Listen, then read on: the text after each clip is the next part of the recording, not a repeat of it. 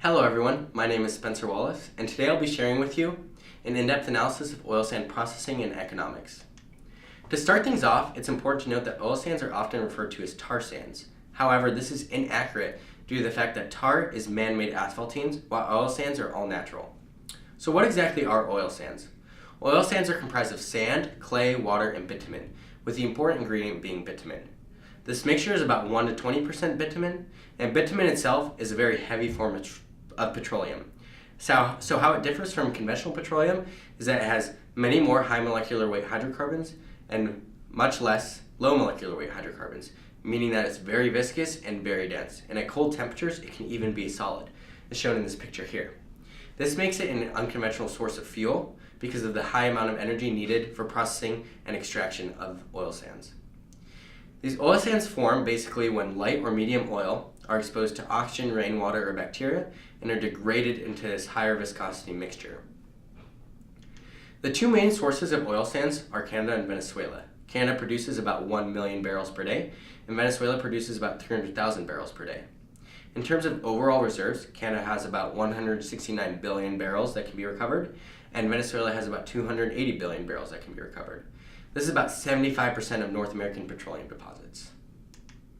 So in terms of recovery techniques, how the oil sands are actually taken out of the earth, the most ideal technique is surface mining because it is the least energy intensive and also recovers about 90% of the bitumen. However, only 20% of oil sand deposits can be accessed this way. So when the oil sands are further beneath the earth, the two main in situ techniques that are used are cyclic steam simulation, or CSS, and steam-assisted gravity drainage, or SAGD. CSS works with a single well where high-pressure steam is injected to heat up the extremely viscous oil sand mixture.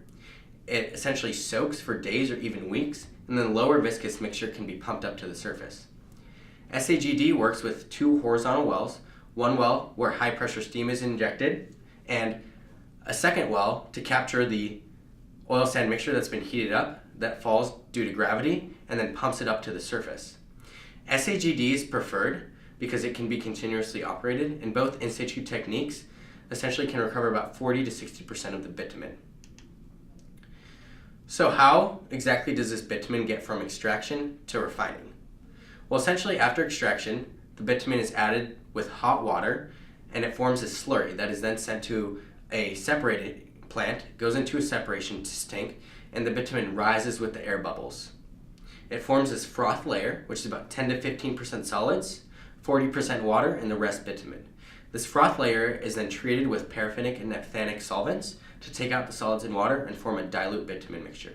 The middlings, or the middle of the separating tank, can also have bitumen recovered, and the tailings, the bottom of the separating tank, is sent to a settling pond where essentially the solids settle and about 80% of the water can be recycled and reused in further processing.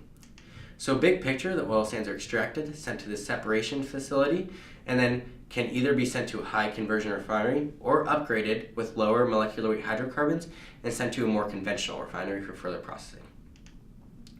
So in terms of an economic analysis, the energy return on investment, or EROI, of oil sands is very low due to the high amount of energy.